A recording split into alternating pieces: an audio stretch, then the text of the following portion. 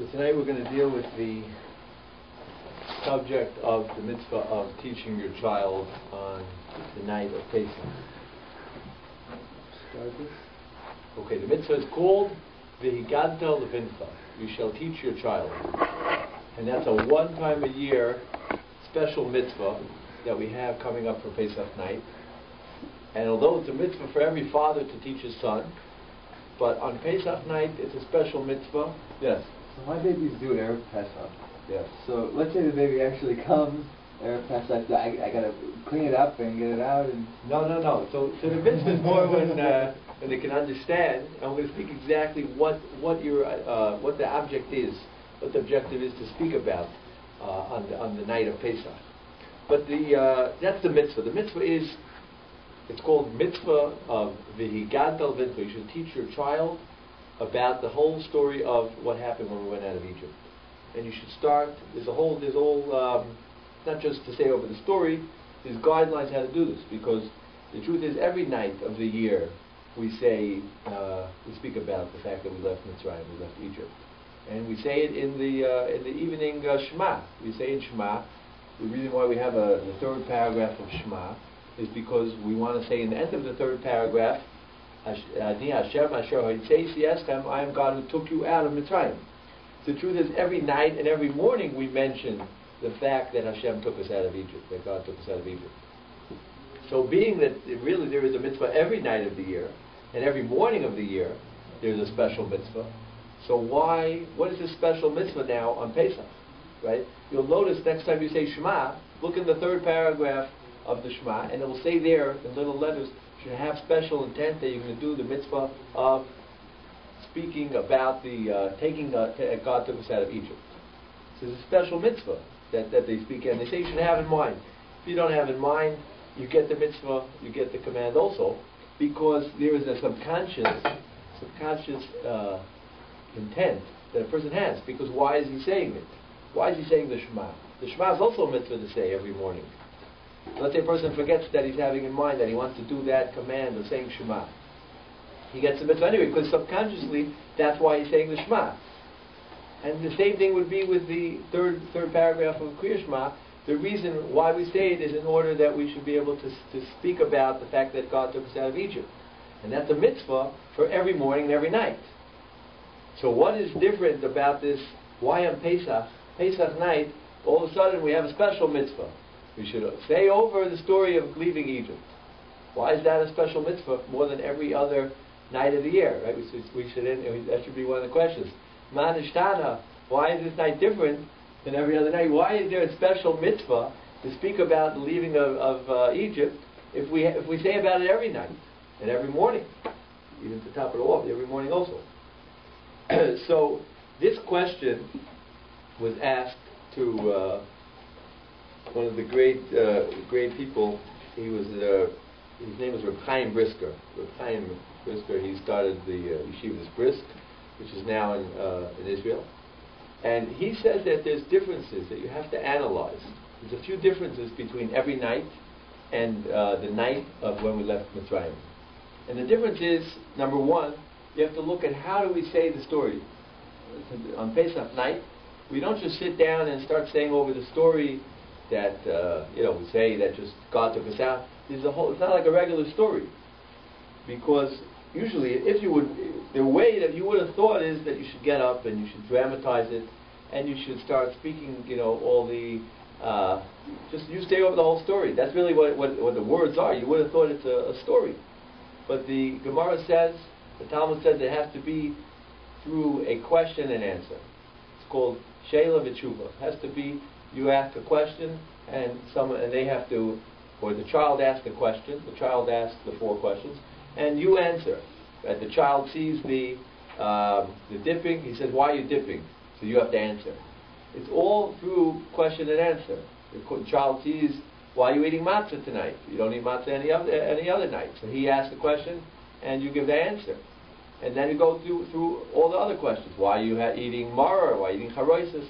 All these things which are made to make the child ask the question. So that's the basis for that, just to help us do that. But the rule is, it's not supposed to be a storyteller, that a storyteller just gets up and says a marvelous story and acts it out and tries to dramatize it by himself. Rather, it has to be through the story, through question and answer. It's an interesting idea. And of course, once it's done through the question and answer, so then you could dramatize it. But it has to be, it just shouldn't be one, I think you call it a soliloquy. Right? Is that what it is? One person just does the whole thing. Right? Now, it shouldn't be a soliloquy or a monologue. It has to be done question and answer. So the question is, why? Why should it be like that? What did you have thought? The greatest of storytellers, they get up on the stage and they say the story. Why is the mitzvah here differently? So the answer that they all give, and Reb Dessler is at the top, along with Reb Chaim Shmuelevitz, all the great Torah giants, and they all say that the question makes a big impact. If you're bothered by the question, then first of all it forces you to focus. You have to focus on exactly what you understood and what you didn't understand, and it brings it out much stronger. It makes you focus on what you do know, what you don't know, and another thing, it really brings it to the surface. A lot of times you could hear information and you could study for a test for a long time, and then your friend will come over to you right before the test and he'll say, "I just want to ask you one question on the material," and you say, "Sure." And I'll ask you a question, just putting it all together, and you might say to him, I don't know the answer. I thought I studied a long time, but I really don't know the answer, because a question brings it out and puts it in a new form, and that's able to bring it out to the surface and summarize it and bring it that you should have it in your hands. And therefore we want to ask, that's why the whole night is done with question and answer. And Reb Chaim Shmuelevitz brings this out with the well-known story of the pasuk says, the verse says that who wants life? It says, who is the man, Mio Ish, who is the man, Chafetz Chaim, who wants life? So it says, and who loves his days, Yomim, he loves days, he wants to see good. Someone who guards his mouth, Mitzar L'Shon Chameira, you should keep your mouth very carefully guarded, and your lips you should watch from speaking any falsehood. That's what the verse says in Tehillim. So the Chafetz Chaim, that was the story. And from here, by the way, from this verse, Mio Isha Chafetz Chaim, who's the man who wants life? That's where he got his name from, because he spoke about not speaking any bad or any evil about your friend. But in any event, that's a verse. Now the Gemara, the Talmud comes along, and it brings a similar story, and it's an interesting story. I'll tell you where it's brought. It's brought in Avodah Zarah on Daf Yud Testament base, and the Gemara said like this: there was someone, his name is Rabbi Alexandri. Rabbi Alexandri, he went out into the marketplace and he called out the following. He gathered people together and he says, "I have a life-giving potion. Come, anyone who wants to, whoever wants, come. Who wants to live? Who wants to live? Come, I have a life-giving potion." And it says that everyone gathered and they all came to listen. And when they all came, they said, "Okay, what's the life secret potion that you have?" So he told them, "Who is Mio Ish? Who is the man who loves life? He should guard his tongue." And they all went. But what was the idea? What's the pasuk? They took from that. They dramatized it, and he explains that he was coming to say that the idea is you have to bring it out with a question. If you bring it out with a good question, and you get people interested. Literally, that's what the pasuk's telling us. The pasuk's saying, "Who is the man who wants life?" And therefore, Rabbi Alexandri, he brought it out in such a fashion of a question and answer, and therefore everyone came to him, and they all wanted to hear exactly what it was. And he actually saw the pasuk. That the verse we read it, everyone reads it on Shabbos. You read this verse, but you have to think about it and think about the question. When you read the verse, you say, "Who is the man who wants life?" You have to think about it as a question. Who wants life? And take it to heart in the question. And therefore, he did that. He brought out the question very strong, and that's why everyone came to him. So it's a very good idea. The question is a good tool. It's a great tool for everyone to try to understand what they help them narrow in and focus on what they understand. And the question brings it out. It gives a person helps a person bring to the surface what he understands and what he doesn't understand. And you could take anything, take any pasuk, and try to ask questions on it and try to bring it to the surface, anything you don't understand and do, and this will help you bring it to light and focus and explain to yourself what's wrong and what's not wrong. You can go through any davening, and the point is to go through the Haggadah and ask questions. Just if you want to practice, you could try it on any part of davening, any part of the prayers. Look at any part of it and see if it makes sense to us. Do we understand it? You go through the beginning, let's say, of you could pick any part of prayers that you want. I'll just give you an example right off the bat. It says you should love Hashem in the first part of Shema. It says V'ahavta eis, you should love Hashem with your whole heart, v'chol levavcha, with your whole heart, v'chol nafshecha, with your whole soul, v'chol me'adecha, with your whole money, all of your money. So the question is, what does it mean? You should love Hashem v'chol levavcha. Now if you notice, it says v'chol levavcha. It says you should love Hashem with all of your hearts. Levavcha is plural. Singular would be libcha. It should have said you should love Hashem b'chol libcha. Why does it say you should love Hashem with all of your heart? How many hearts do we have? We have one heart. So it should have said you should love Hashem with all of your heart. This is a question that, okay, this maybe you have to know a little bit of grammar to ask such a question. So you could look a little further, go to any part of prayers. You could ask. What's the answer? Oh, what's the answer? So the answer is brought down. Rashi actually in Chumash brings it down. And Rashi says that two answers, but one answer that they bring down is that you have, it refers to the evil inclination and the good inclination. And the heart, that's what the heart refers to. And therefore the verse is saying you shall love God with your good inclination. And that we understand. Of course, you have to serve Him with your good inclination. But you should also serve God with your evil inclination. And what does that mean? That means sometimes you have to try to use your evil inclination to serve God. And you have to try to see if you have a certain type of, maybe a character trait, which is not so good, try to use it for the good. Or any certain type of, that type of idea, anything which is negative, try to use that for serving God. Try to turn a bad character trait or a bad, anything that the evil inclination gives you like some piece of advice, try to turn it around and use it for the good. And you should love God with your evil inclination also, right? If a person, let's say, would be, you'd have to try to see exactly where the example would be. So he wants a good piece of cake, I don't know, So what he should do is, he should go buy it, and maybe he should have in mind that he's going to use it to give him more energy to learn Torah that day.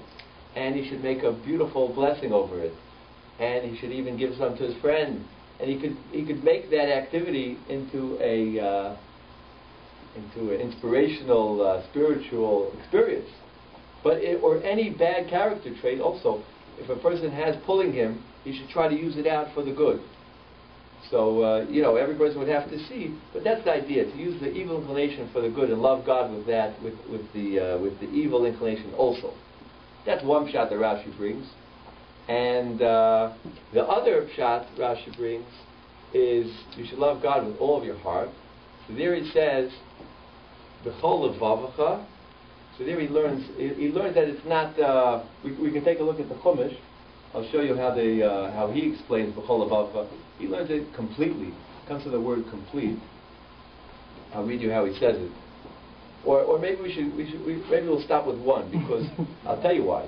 Because one, we have to do Pesach, and number two, if you have one answer is good. You'll stick with one answer. One answer you get. But if you get two answers, so then you get nothing. It's called, in Hebrew it's called tafasta. If you grab something, tafasta meruba. If you grab a lot, loy tafasta. Then you don't get anything. Right? If a guy's trying to grab, he's trying to carry a lot of books. So he piles them up, trying to make one trip for everything, and he piles them up and then he drops them all. He's trying to take all the packages at once, and it ends up you drop the package, drop everything. But if you just take a little, tafasta mu'at, take a little bit, tafasta, then you grab that, you got what you grabbed. So if you say if you say two answers, then you get then you just, two answers, it's like a big haze. But if you have one answer, that's one answer that Rashi says, Rashi and Chumash, you can check it up on the Pasuk, and that's how he explains. To try to use the evil inclination and the different ideas that the Torah gives you, try to use it out for the good, and sanctify that idea or that trait. Okay, so, but I'm just giving you an example. Any type of part of the siddur, you ask any question, Asher Yotzar, go through the prayer that we say when we go out of the bathroom. So we say, we thank Hashem that he was Asher Yotzar, he created man with Chokhmah, with wisdom. So right over there, we'll go a little further, there's a question over there, but Uvaravai Nikavim, he made holes and holes, and Chalulim, and he made hollows and hollows. So first of all, you have a question, why is he saying holes and holes, and why did you say he made holes? Nikavim. That's one question to think about. And why does he say, in the next words, She'im Yipaseach Echad Mehem? What does Yipaseach mean? We're saying that if God would open up one of those holes, then we wouldn't be able to survive. Now, the question is, what does that mean? The hole's already open, right? Man has many cavities and holes. Nikavim is a hole, right? Like the nose, the ears, the mouth, and all of the open cavities. So why did we say She'im Yipaseach? Maybe they might open up. They're open already. That's one question to think about. Anyway, the point is you think about it, go deeper and deeper. And this brings us... You want to answer on that one? No, it's okay. Okay. You have to come back for the answer. No, I do, but I won't ask. But any class where if you just hear information, and you don't hear a question, so the question is just like information. But if you hear the question also puts it into a tsura, a form, gives it a form, and it's not just information being flooded upon you. So that's the first idea. A person always has to try to see exactly what the question is and what the answer. And Reb Dessler and Reb Chaim Shmulevitz both say that you have to always try to look, and every question has to have an answer. So whenever you're going to learn anything, whenever you see a question brought down in any book, you have to see, did the answer the question? When you're going through Toisus, when you go through any of the commentators, and you can see a good question, so a lot of times it's a big page or a big answer, you have to stop and ask yourself, do I understand the answer to the question? Right? Sometimes you might just get caught up, you're reading a lot, and you're reading even the Rashi, and he's asking a question, but then he says a long thing. You have to know, did the answer the question? Because if the answer didn't, then it's like you got to double check yourself. When you do math, you could, the way you do it is I think this is the way to check yourself. When you just, in the old school, you used to do it on a paper and pen, you would do, let's say 2 plus 2 is 4, and then you do 4 minus 2, and it should give you 2. It should give you that number on top. You always have to double check yourself. Whenever you have a question in the Torah, you have to, everywhere else also, you have to make sure there's an answer. And if the answer doesn't answer the question, then something went wrong. So that's the idea. Now, just to go into this a little bit about why we have to ask these questions, right? We'll go back to the other two differences, but this is the first difference that we have between this night, Pesach, when we're going to read the first night of Pesach, when we're going to read this whole Haggadah, and we're going to speak about the leaving of Mitzrayim. So we're going to have to speak about the story of Egypt. Is not just to say a story; it has to be through questions and answers. And if it's not through questions and answers, then it could be that one has not fulfilled his obligation of this mitzvah. This is a big mitzvah. This is a mitzvah that everyone has to do. Everyone, men, ladies have to do it, and children have to be the main part of it. But the question is, so a person has to take care to try to get the questions out, and that's why a person has to make sure the kids are still up. That's why they say you should rush home from shul. You shouldn't spend time in the synagogue schmoozing and speaking with people after you finish the prayers, because you got to get home fast so the kids will still be up.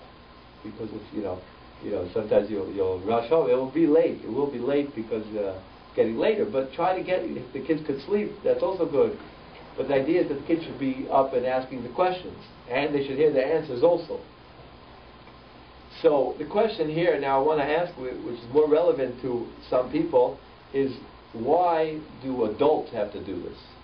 The Talmud says, let's say there's no children in the house.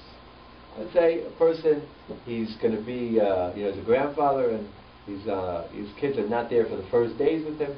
So it's just the father, the grandfather, and the grandmother in the house.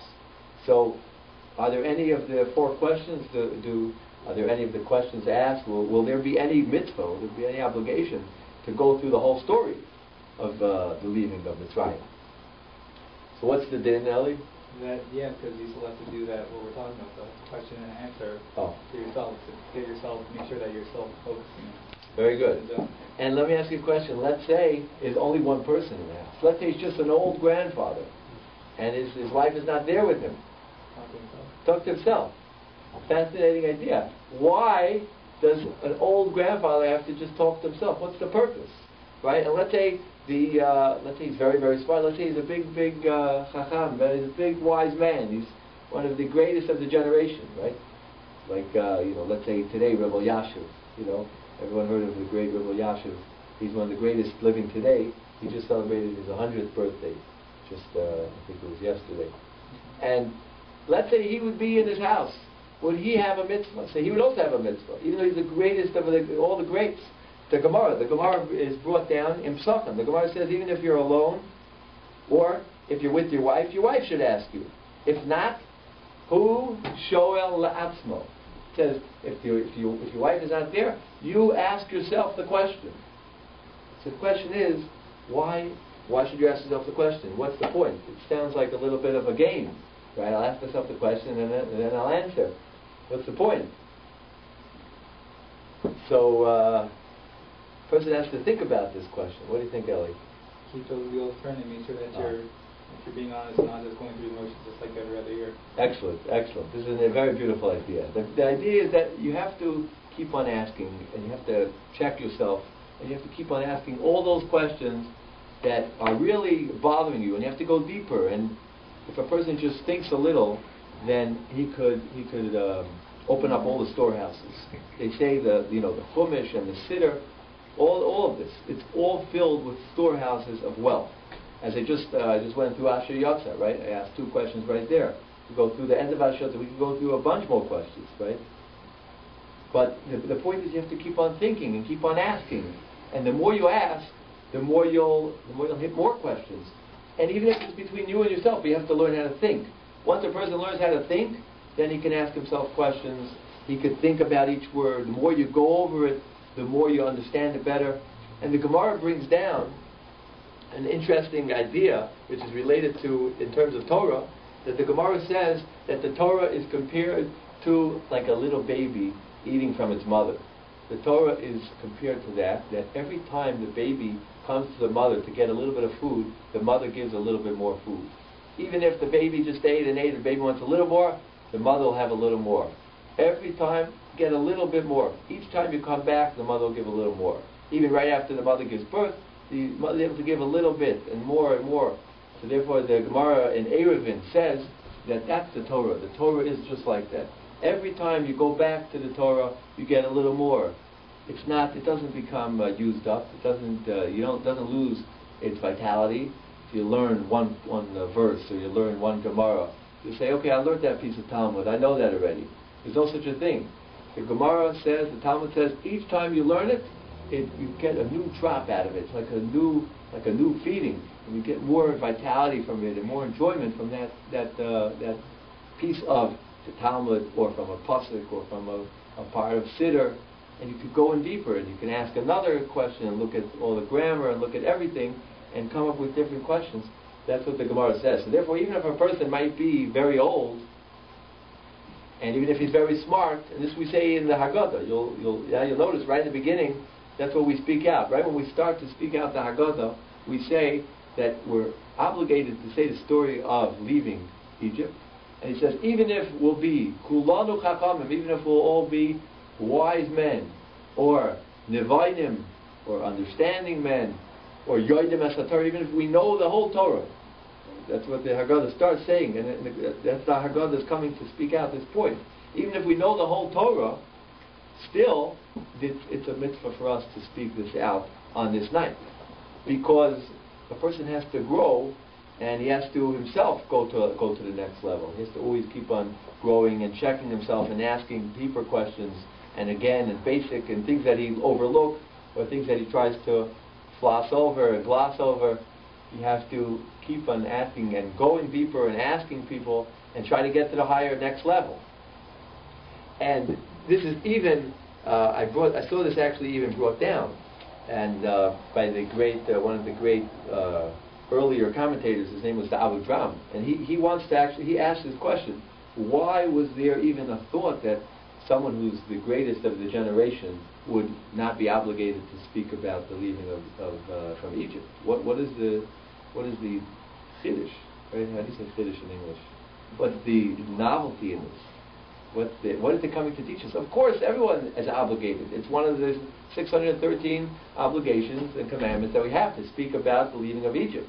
So why does the Haggadah say that even if we're the smart people and even if we would know the whole Torah, you still have to speak about it?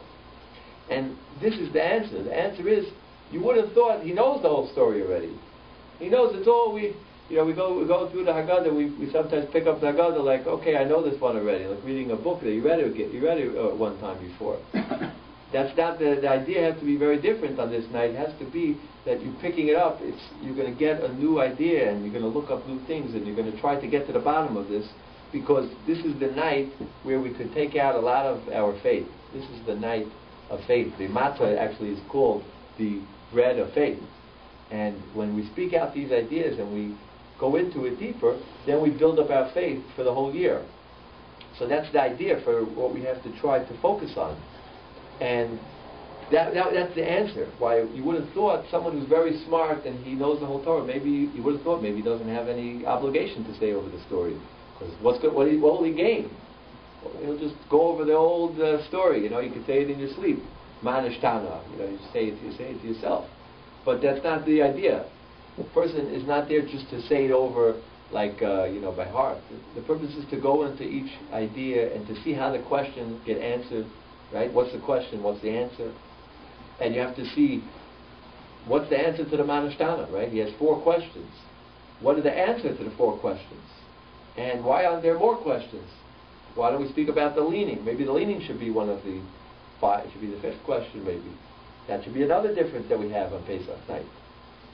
So we have to think about it, and a person should try to go into it. And there was actually a story that I once saw brought down from one of the great people. He was actually the Maggid. They called him the Maggid. That he would go around and say over different sermons. And his name was Reb Shalom Shadron. He actually wrote the book called The Maggid Speaks. And he actually went to this idea and brought it down that a person has to always go deeper and deeper into even the simple things. And he brought down one time that there was a story with one of the great Musa giants, one of the Torah ethical giants. And what happened was there was one of his name was the Alter from the Vardik. Right? This was the Alter. Alter means in Yiddish the elder from the Vardik. And the Alter of the Vardik, he was a very big ethical man. They would work on their character traits to get it down to the T. Not to have any faulty character traits. So one time he was in his school, and he saw one of the boys. He was doing something not the right way. So he called him over and told him, I want to just tell you that maybe you should do this a little bit differently. So the boy heard and he went back. So what happened was, it was a few days later, and he actually, this Alter of the Vardik, he called him again. And he said, he called him over and he told him again the same thing. He said to him, I want to tell you, there's a little problem here. And the way he says it over, it's interesting how he says it. He says, he called him again and he told him the exact same thing a week later. So the student looked at the rabbi, at the Alter of the Vardik, and said, but you already told me last week. Right? And why are you telling me again? So he told him like this. He said, let's say you're at the train station and you're standing on the tracks, and there's a train coming towards that person who's on the tracks, and the conductor, he hoots his horn and starts blowing his whistle at you. Would you tell him, I already heard the whistle already a long time ago, I know what the whistle sounds like? You wouldn't tell him such a thing. Rather, you would be aware. You want to be aware of what you have to do. You have to jump off the tracks. You have to get out of the train's way. You wouldn't say, oh, I heard that whistle already yesterday. See, if we said, so too with us. Person, you might say, maybe, he's telling the boy, you have to be very careful to wipe this out. And he applied this to the night of Pesach. He says, although we already learned and we know what the March16, we know what some of the commentators say, we know, we can say it by heart. But he says that's not the idea, to say it by heart. Rather, a person has to try to drive it into himself, the meaning of emunah. He has to understand what does it mean that God is right here. What does it mean? What did God do on this night? This night, by the way, is the night that we left Egypt, and that's the night when God displayed miracles like we never saw before. This is the only night where God displayed open miracles, and so much so that nowadays we don't see open miracles. We don't have such just open display. And the Ramban actually speaks this out and says that a person has to take this night and start loading up all the miracles, because that is the one time when Hashem and God, He did all of the miracles for us to see that He's running the world, and that He is still running the world, and He created the world in the first place, and He watches over everything that happens. Because Ramban says that there were some people who said, maybe God is not here anymore, maybe He left the world, and maybe He doesn't orchestrate everything that happens. So therefore, the Ramban said that God wanted to do a one-time show.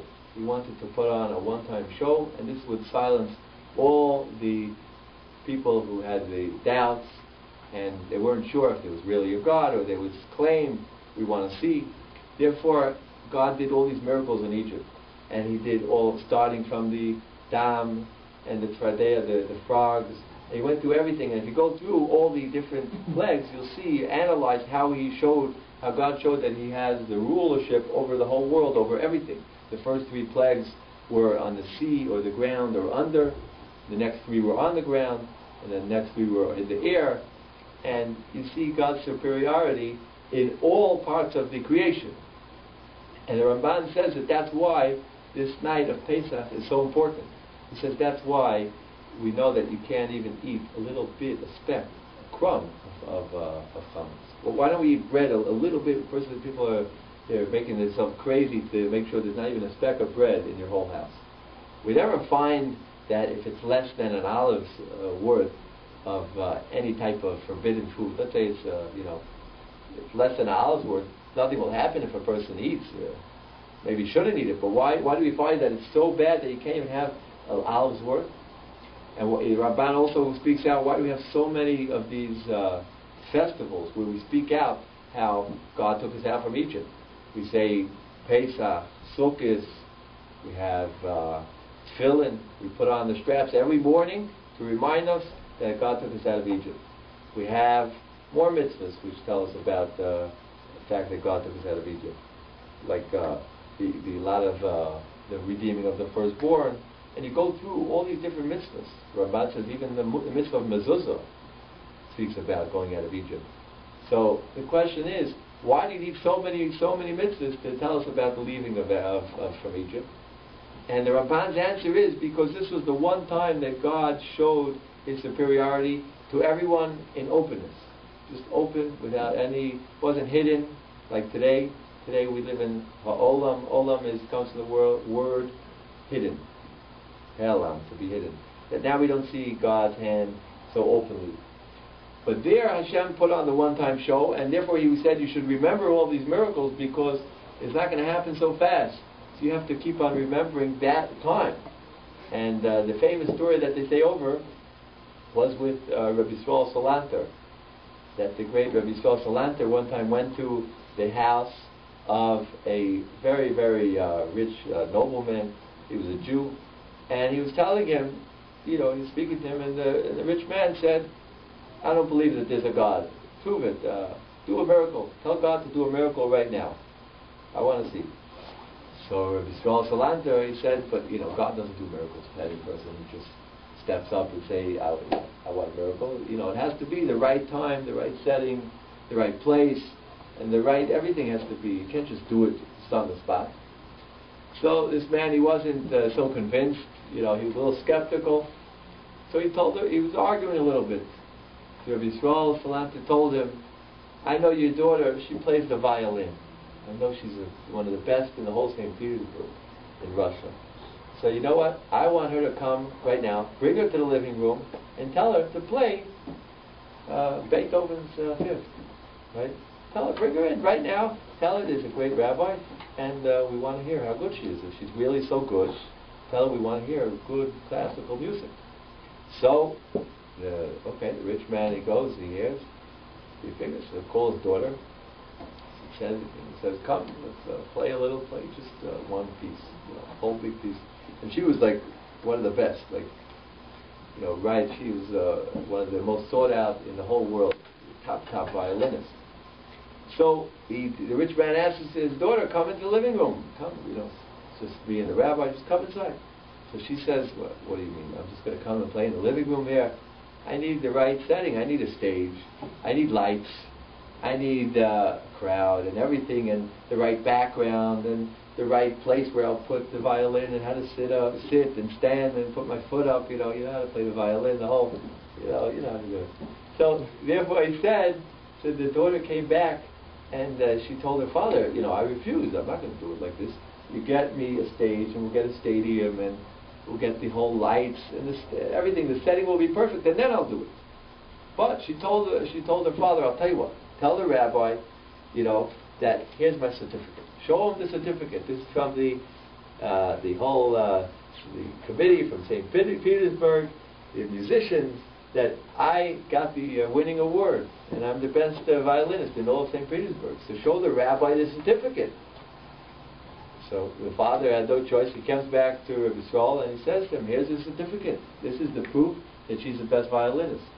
But she can't play because she doesn't have the right setting and stage and lights and music. You need accompaniment and drums and everything. So Rabbi Yisrael said to the man, you see, this Chumash here, you see this Bible is God's certificate. This is God's certificate that shows that He displayed all of those miracles when we left Egypt all those years ago, and everything's written down to the T exactly what happened with the blood and with the lice. And if you learn it up, you'll see God's superiority and His omnipotence, exactly how He did every miracle. And He doesn't do miracles for every person who comes along and decides he wants a miracle. It's only if the right time, the right place, and the stage is set. And therefore, that was Rabbi Yisrael Salanter, how he brought about this, he brought it to the surface, that it should be real, that we should understand that's what we're doing here. That's what we're doing on Pesach, Sukkot, Tefillin, and you go through all the mitzvahs, you go through around 10 mitzvahs. That's why it's so important, and we can't even eat even an hour's worth of bread, is because we have to make sure that we remember this, because there's so much significance which is at stake. So we have to keep on remembering that God is really one, and He is running the world today, and He is watching everything that happens, and He is orchestrating everything that happens. It's not by chance that you catch the red light. It's all with God's hand right there. So therefore, that's the lesson that a person has to try to imbue in himself during the night of the Seder, and to try to see exactly like he really left Egypt. He has to make it real, to really imagine and be there. Some people, they take the matzahs and they put them in a bag and they walk around the table through the living room during the Seder like they're actually leaving Egypt. Try to make it real. That's a good idea. Try to actually, some people actually have little frogs that put out just to get the kids involved. But the idea is to really think about it. They say the Chafetz Chaim, and he was an older man already, when they speak about all these different stories, they say that when they one time heard him around the time, when they read the story of going out of Egypt, which would be Parsha, the reading of Parshas Bo, and when they were reading that, they saw him in his room, and he was laughing. And they heard him laughing. So someone came in and said to the great sage, "Why are you laughing? What's so funny? It's not usually we don't laugh when we're learning. Why are you laughing today?" So he said he was just imagining how the frogs were going in and jumping all through the Egyptians' clothes and jumping on top of them and driving them crazy. And he was able to make it so real that he was laughing.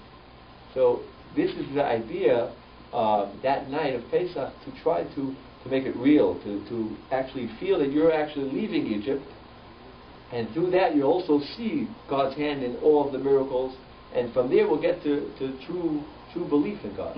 That's how you get to true faith, when you're able to see that God is really running everything, even though we don't see it day to day, but we have to remember this lesson, which is signified in all of the leaving, and it's shown that God has control over everything in all of the 10 plagues, and how we left Egypt, and how the sea split. There you see God's hand, and that's the lesson for us today. So therefore, a person has to try a whole night to make it real.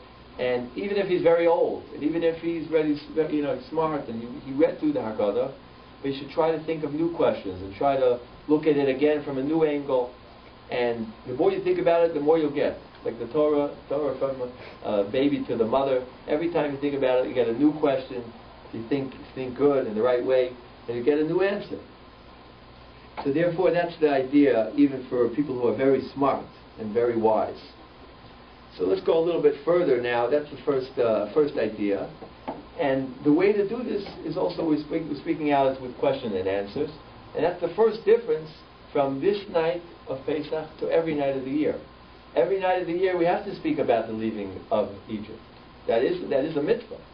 But it doesn't have to be through questions and answers. Tonight you'll say Shema, but you just say it. You say that first. I am God who took you out of Egypt, and you have just gotten a check, you got your mitzvah. That's the mitzvah, mentioning that God took us out of Egypt. But on Pesach, you can't just say those words. That's not going to get you the mitzvah. You have to tell over the story. And tell over the story means you have to go through with questions and answers and bring it out and make it real and make it understandable and going deeper. And there's an interesting question which they bring down. Why don't we make a blessing before we start the whole night?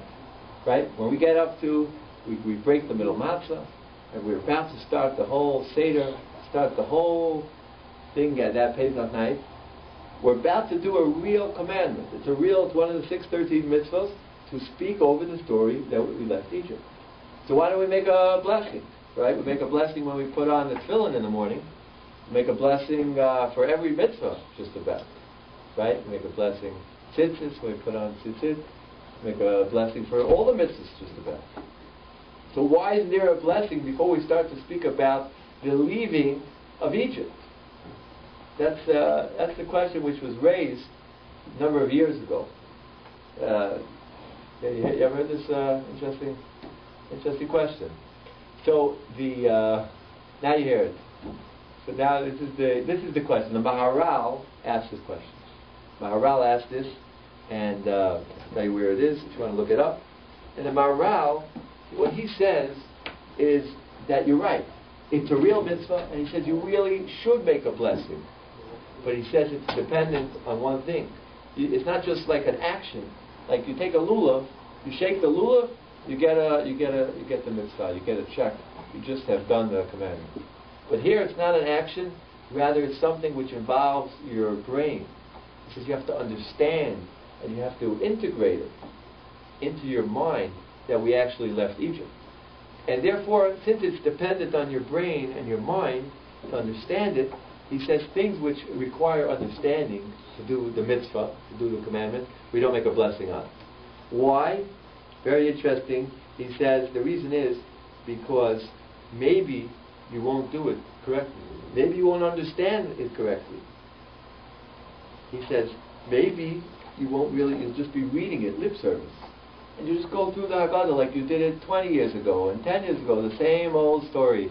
And you do it in your sleep and ask the same questions. There's people, they can go very deep, but it's the same old questions they'll ask to the children, the same, and but they're not integrating it and they're not understanding it on a new level.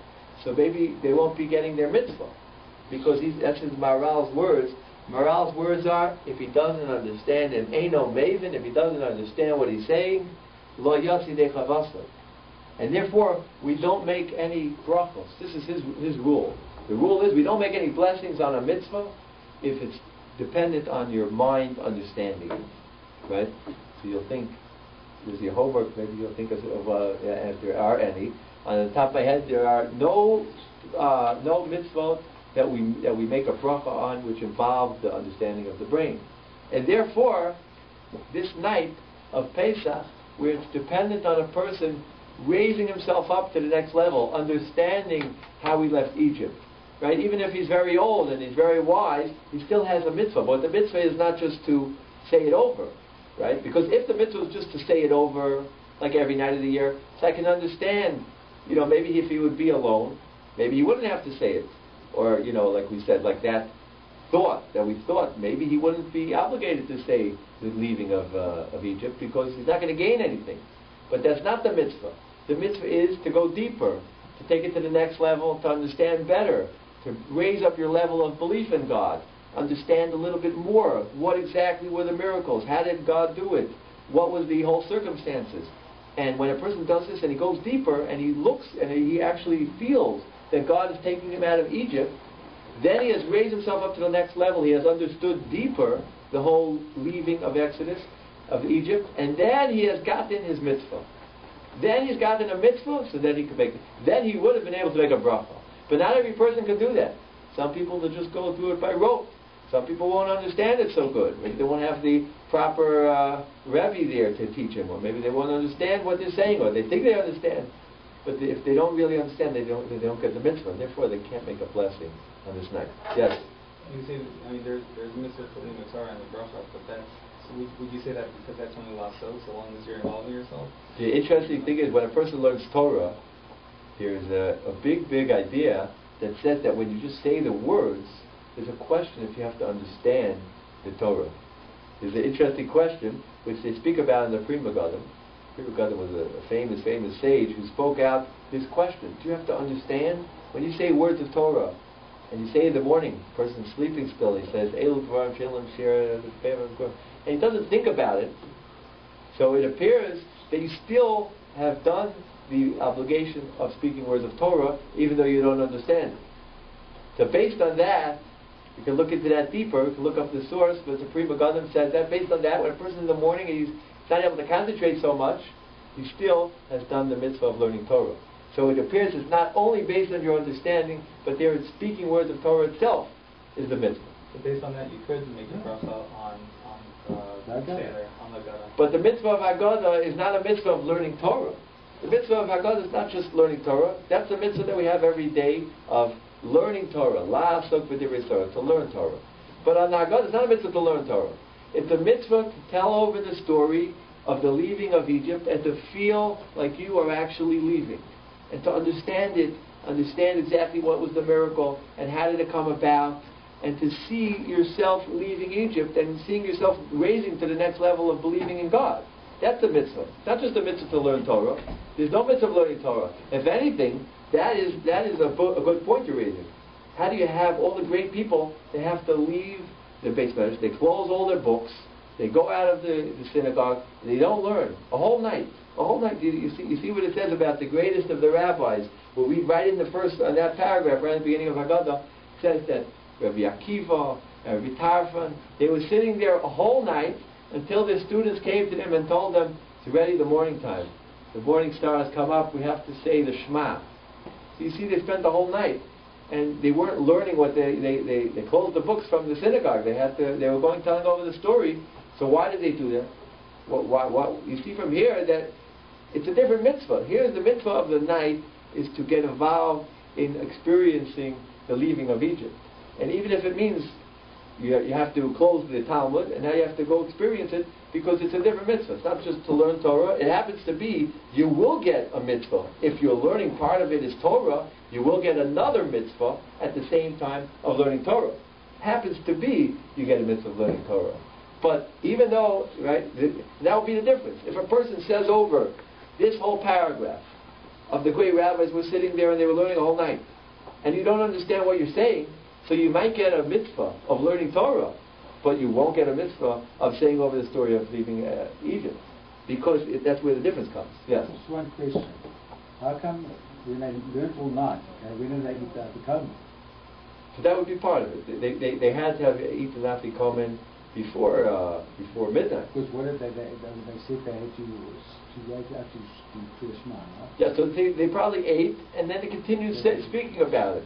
They continue speaking about it, and it says, whoever says a lot, whoever speaks a lot about the leaving from Egypt, he's praiseworthy, which means the more and more you're able to speak about it, is better. Speak about it a lot until the sleep starts to come on your eyelids, then you are pater. Then you are exempt because you're sleepy, you're tired. Yes?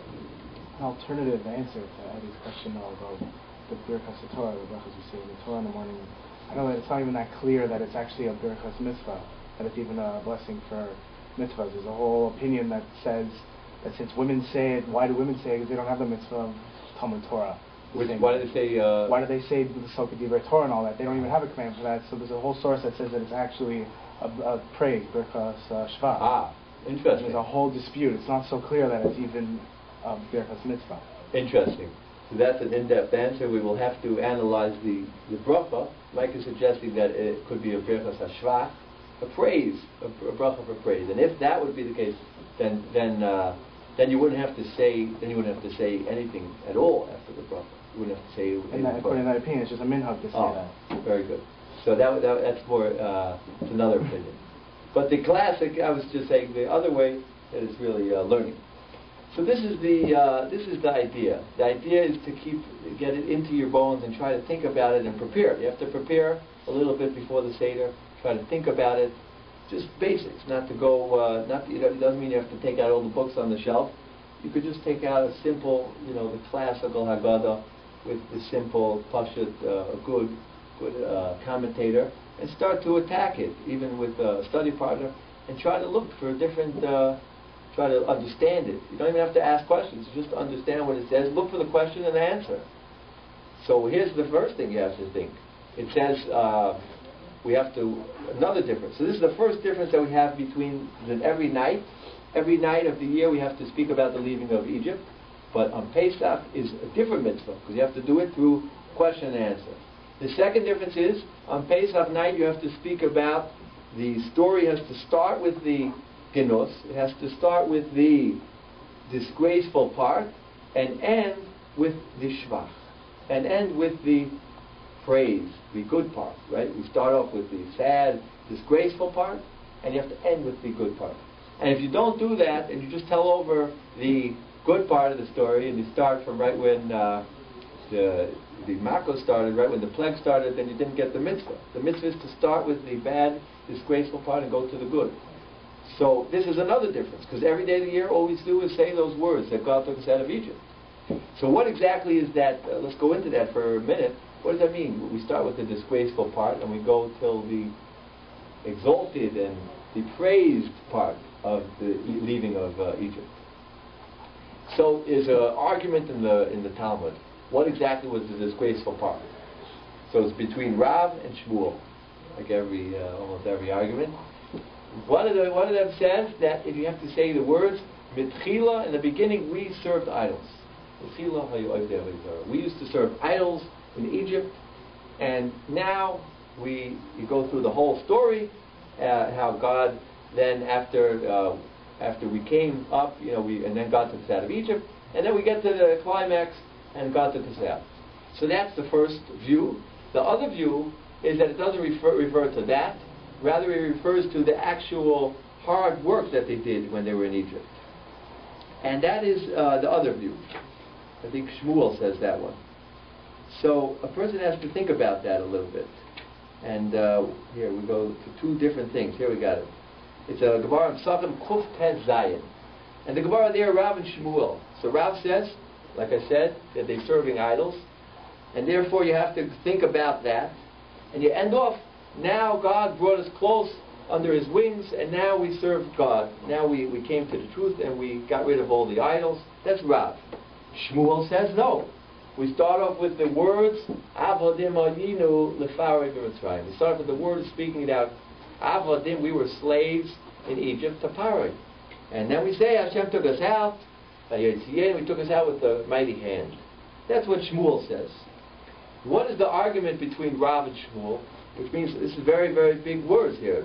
This is the command that we have to do. So we go according to both. But what do they argue about? And the Vilna Gaon says, was it spiritual disgrace or was it physical disgrace? So Rav says it was a spiritual disgrace. When we started and we left Egypt, we were serving idols, and we were down, low, below on a spiritual state. And then Hashem took us out. We get to the high part that God took us out of Egypt and brought us close to Him. Shmuel says no. It was in the beginning we were slaves in Egypt. It's physical. It was a physical debasement and disgrace. And therefore that's what we're actually saying. We're saying we start off with the physical disgrace, and then we get to the high part that God took us out with a mighty hand. So we go with both. We start off with Avodah Zarah, with the idols, and then we say also we were Avodah Medina, we were slaves, and then we get to the high part that God took us out and He brought us close to Him. We do both. But that is the idea. You have to start with the disgrace and lead up to the praise, to the good part of the story. And that is the second difference between every night of when we speak about leaving Egypt and on Pesach. Pesach, we have to speak it like this. Every night you don't have to start with the disgrace, you don't have to end with the best part. You just go straight, say that one sentence, God took us out of Egypt, and that's your mitzvah. And that is, this is just another effect in how to understand better the leaving of Egypt. When you go back to the roots and you feel the disgrace and you think about the disgrace, then when you say God took us out, then you feel good, and then you're able to understand exactly what the Exodus is. If you don't understand how bad it is, then the leaving is not so great, right? It's only if a person understands how bad it was, then when he finally gets out, then he's able to really thank God and really appreciates everything. So therefore, that's the second idea of the difference between this night and all nights of the year. So, I think that's basically we'll hold it over here. So this should be a merit for Mr. Greenspan, for his neshama. What's it? Tzvi Mordechai. Ben Avram Eliyahu. Neshama Shem Aliyah, and he should go higher and higher. And we're blessed that his sons they're trying to go higher and higher, and every day they're trying to search for God and trying to come closer. And therefore, this learning will be dedicated. Everyone should have a chizuk and go stronger and stronger in our Torah.